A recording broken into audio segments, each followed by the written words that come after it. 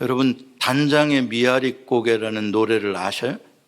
네, 아마 아실 거예요. 옛날 노래인데 미아리 눈물고개 철사줄로 두 손 꽁꽁, 그런 가사가 있는데, 이 내용을 보면은 6.25 때 서울 북쪽에 미아리 고개가 있잖아요. 거기에 이제 인민군들에게 자기 남편이 붙잡혀가는 그 모습을 슬퍼하면서 부르는 노래입니다.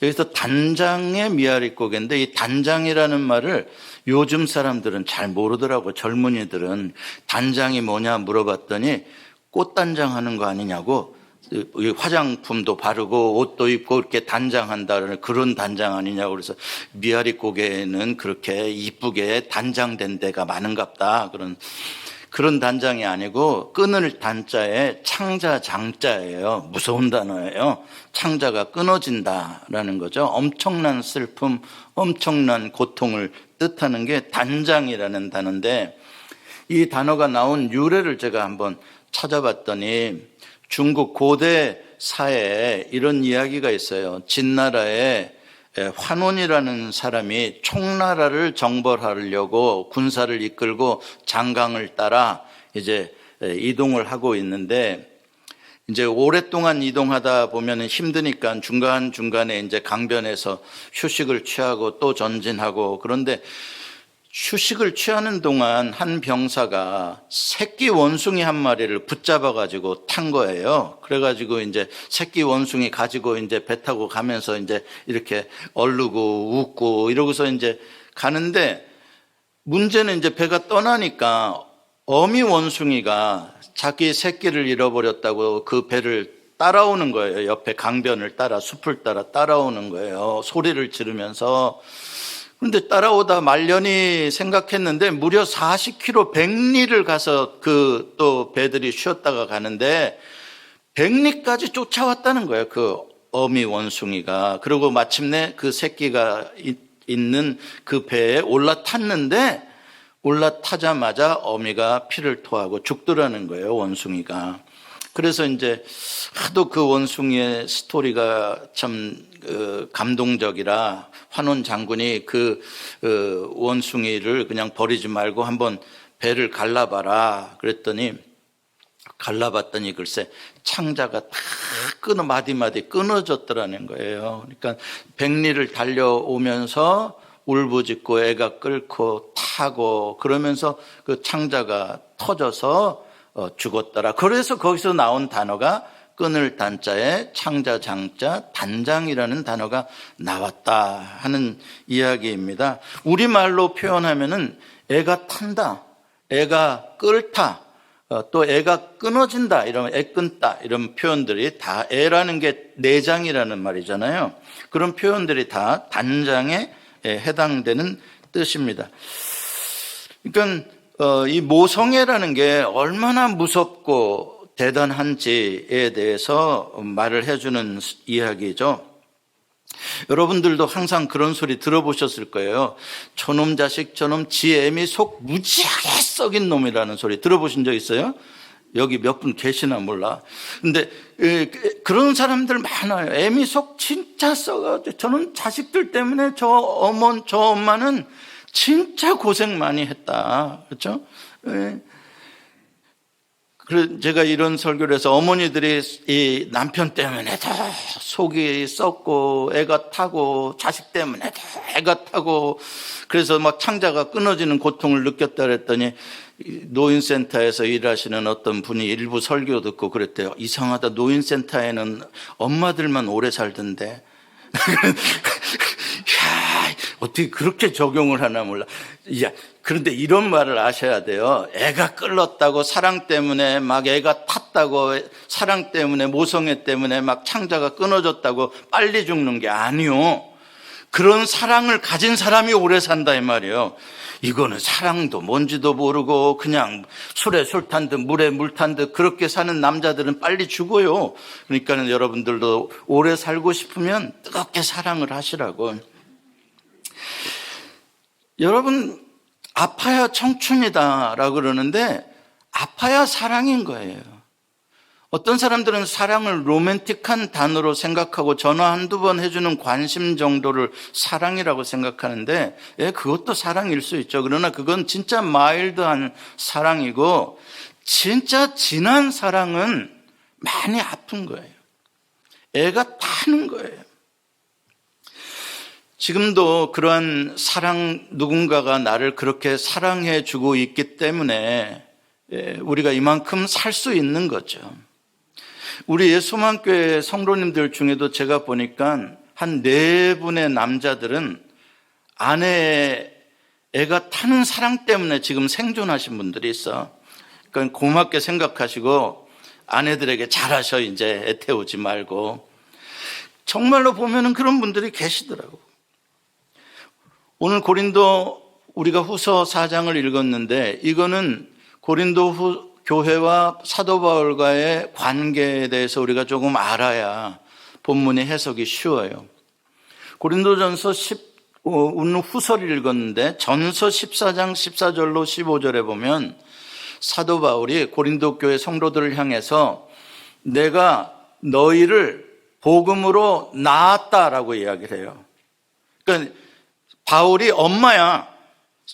고린도 교회 성도들은 children이야. 바울이 낳은 자녀들이다 이 말이죠. 그런 관계로 내가 아비의 심정으로, 엄마의 마음으로 내가 너희를 사랑한다. 그렇기 때문에 너희들이 나를 오해하고 내 가슴을 아프게 하고 내 애간장을 태운다고 하더라도 나는 너희들을 향한 사랑을 포기할 수 없다. 너희들은 그냥 나랑 보통의 인간관계가 아니라 나의 자녀들이기 때문에 너희들을 살리기 위해서라면 나는 죽어도 좋다. 이런 마음으로 고린도 교회를 향해서 끝없이 사랑을 고백하고 있는 거예요. 오늘 본문에도 보면 12절에 이렇게 표현하잖아요. 같이 읽어볼까요? 시작.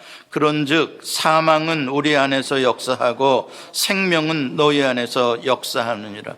굉장히 강한 표현이잖아요. 지금 우리는 누구예요? 사도 바울과 함께 전도하는 전도팀이죠. 바울을 이야기하는 거예요. 너희는 누구예요? 고린도 교회 성도들이에요. 너희들에게 생명이 역사하게 하기 위해서 우리들은 지금 사망이 역사하는 그러한 죽음과 같은 고통을 견디고 있는 중이다.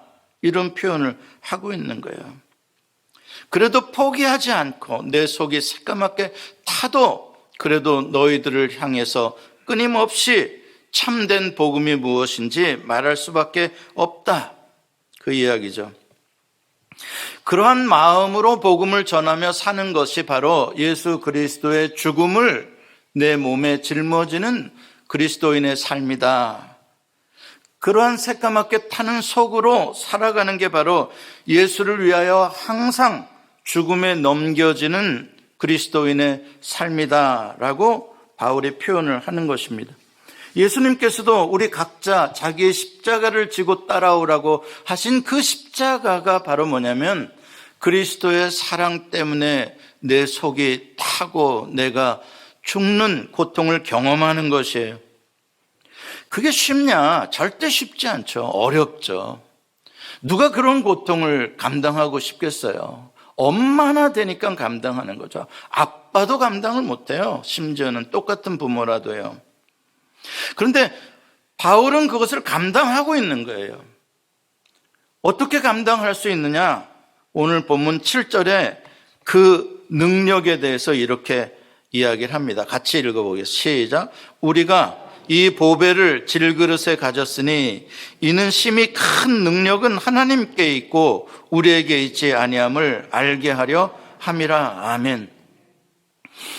그렇게 할 수 있는 초인적인 힘, 내 속이 새까맣게 타도록 그래도 포기하지 않고 사랑할 수 있는 그 힘은 나에게서 나오는 게 아니다. 나는 질그릇같이 내 자신이 연약해서 먼저 깨어진다. 그런데 그런 힘이 나올 수 있는 건 내 안에 보배가 있기 때문에 마치 내 안에 작은 원자로 발전소가 있는 것처럼 거기서 끊임없는 에너지와 파워가 나온다 이 말이죠. 그걸로 그렇게 할 수 있는 거다. 그러면 바울 안에 담겨진 이 보배라는 게 뭐냐? 그 보배가 바로 예수 그리스도. 그 보배가 바로 십자가의 사랑의 복음이라는 거예요. 그게 마음속에 들어와서 그리스도의 심장이 바울의 심장이 된 거예요. 예수님의 새까맣게 타도록 그 뜨거운 주님의 심장을 바울이 이식을 받은 거예요. 그것이 능력이다 이 말이죠. 빌립보서 1장 8절 말씀도 같이 한번 읽어봅시다. 시작. 내가 예수 그리스도의 심장으로 너희 무리를 얼마나 사모하는지 하나님이 내 증인이시나. 예, 여기서 예수 그리스도의 심장이라는 것은 생명의 원천, 치유의 능력, 이 모든 타는 듯한 이 고통을 견뎌낼 수 있는 힘, 그것을 말하는 거예요. 바울은 언제나 자기가 고난 가운데에 도피하지 않고 후퇴하지 않고 포기하지 않고 또 전진할 수 있는 그것에 대해서 그리스도의 사랑이 나를 강권하시는도다라고 표현을 하는 거예요. 그리스도의 심장에 대해서 우리 조금 더 생각을 해보십시다. 예수님은 어떤 심장을 가지셨을까? 이제 30살, 33살의 청년의 튼튼하고 강하고 두려움 없는 그런 심장을 가지고 계셨을까? 성경에 보면 그렇지 않은 것 같아요. 특히 겟세마네 동산에서 기도하실 때, 고난을 앞두고 기도하실 때 예수님께서 3명의 제자들을 데리고 자기를 위해 기도해 달라고 자는 제자들을 2번씩 깨워가며 부탁하실 때는 예수님이 이런 표현까지 쓰시더라고요. 내가 지금 심히 떨려 죽게 되었으니 나를 위해 기도해다오. 저는 그 표현이 어떻게 예수님이 말이지 담대하게 그렇게 하셔야지 저렇게 무슨 자기의 심장이 떨려서 죽게 됐다고 저런 나약한 소리를 하실까 하는 생각이 들 정도로 깜짝 놀래요. 예수님의 심장은 그렇게 막 무쇠덩어리 같은 심장이 아니셨구나. 많이 여리신 심장이었구나. 여러분, 우리가 간땡이가 크고 뭐 심장이 튼튼해야 용감하고 주의를 하는 게 아니에요.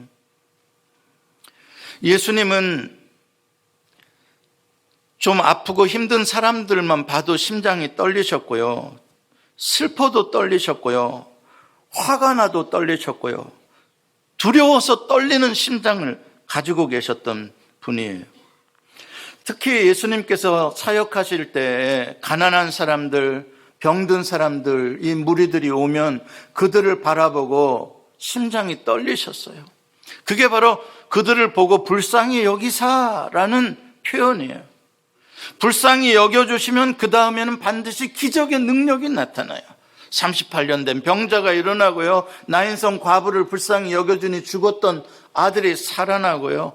저들을 불쌍히 여기사 5개의 떡으로 5,000명을 먹이시고요. 불쌍히 여기시는 곳에 기적이 일어나요. 나병 환자가 왔을 때 저를 보시고 불쌍히 여기사 만지시며 깨끗함을 입으라 하시니 저가 깨끗하여졌더라. 이 불쌍히 여기사라는 단어가 스프랑크니조마이라는 단어인데 스프랑크논이라는 게 내장이라는 뜻이에요. 스프랑크논. 그래서 스프랑크니조마이가 되면 내장이 뒤틀린다, 내장이 들끓다 이런 표현이거든요.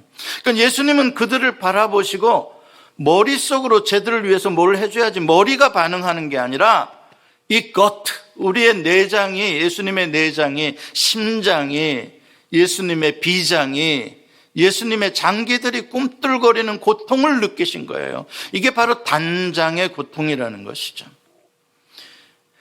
그게 바로 예수님이 그들을 바라보시고 애가 타고 애가 끓고 애가 끊어지는 그 아픔 속에서 엄청난 치유의 능력이 나타나고 그들을 먹일 수 있는 엄청난 능력이 나타났다 이 말이죠. 이게 예수님의 심장이에요. 만약에 십자가에 달리신 예수님을 누군가가 해부를 해보았다면, 그렇죠? 부검처럼 해부를 해보았다면 예수님의 창자도 마디마디 다 끊어지셨을 거예요. 여러분, 하나님은 사랑이시라. 무슨 하나님의 사랑은 아무런 상처도 받지 않고 그냥 무소 불의의 능력으로 막 폭포수처럼 쏟아지는 사랑으로만 생각하세요. 아니에요. 하나님의 사랑은 고통받으시는 사랑이에요. 사랑하면 고통을 당하는 거예요. 부부간에도 누가 더 사랑하는지 어떻게 검증할 수 있어요? 더 아픈 사람이 사랑하는 거예요. 하나님의 사랑은 우리처럼 이런 못된 고집센 인간들 하나하나 때문에 에덴 동산에서부터 지금까지 고통당하시는 사랑이에요. 하나님의 속을 열어볼 수 있으면 하나님은 새까맣게 타셨을 거예요, 속이. 하나님의 사랑이 십자가의 그 독생자를 매달고 그 독생자가 어찌하여 나를 버리시나이까라고 울부짖은 것을 견뎌내야 하는 사랑이었단 말이에요. 우리가 예수를 믿는다는 것은 그 사랑을 영접했다는 뜻인 거예요. 도대체 무슨 사랑을 쉽게 받아가지고 무슨 사랑으로 천당 쉽게 나 혼자 가고 예수 믿고 그냥 등 따쓰고 배부르고 편안하고 그냥 와, 나 완전히 팔짝 웃었다. 그런 예수가 어디 있어요? 그런 십자가가 어디 있냐고요.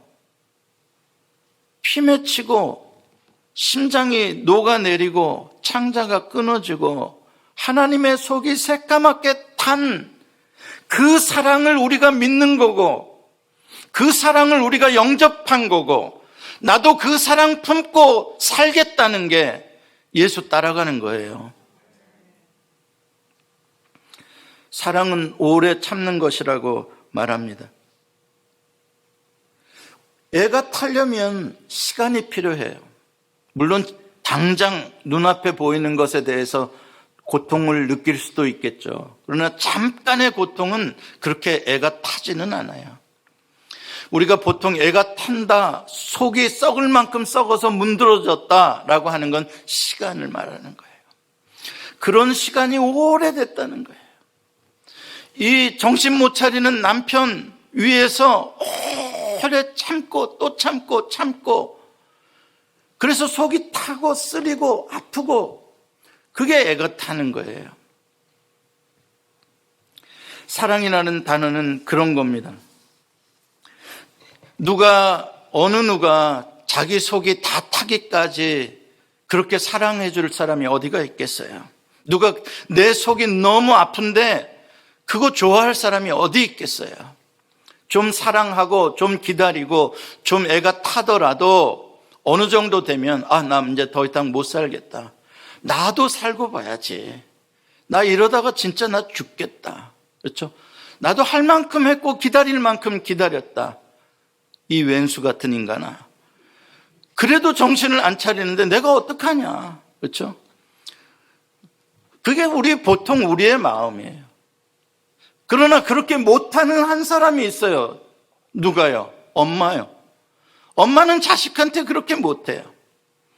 자식 때문에 결국 엄마가 암에 걸리고 자식 때문에 결국 엄마가 몇 년 사이에 푹싹 늙어서 병들어서 엄마가 죽어도 그 엄마는 그 자식을 그래도 사랑해요. 애가 타도요. 마지막 순간까지도 유언하면서 이놈의 자식아 제발 엄마 마지막 유언이니 속 좀 차리고 살아라. 그렇죠? 엄마요. 하나님은 그보다 더한 사랑으로 우리를 사랑하신대요. 이 땅의 엄마들조차 자기 자식을 잊어버린다고 해도 나는 너희를 내 손바닥에 네 이름을 새기고 너를 영원히 사랑하겠다. 그게 십자가의 사랑의 증거인 거예요. 정말 무서운 사랑이죠. 하나님 가슴에 대못을 수백 수천 개를 받는 사랑인 거예요. 사랑하는 성도 여러분 그동안 얼마나 많이 속상하셨어요. 살면서 사람 때문에 일 때문에 돈 때문에 속상한 건 그렇게 견딜만 해요. 배고파서 조금 속상한 건 견딜만 해요. 사람 때문에 더군다나 사랑하는 사람 때문에 속상하고 애가 타는 것처럼 정말 사람을 늙게 만드는 게 없어요. 참 힘들죠. 그러나 나는 여러분들 잘했다고 위로해드리고 싶어요. 사랑은 그런 거예요. 그게 진짜 사랑인 거예요.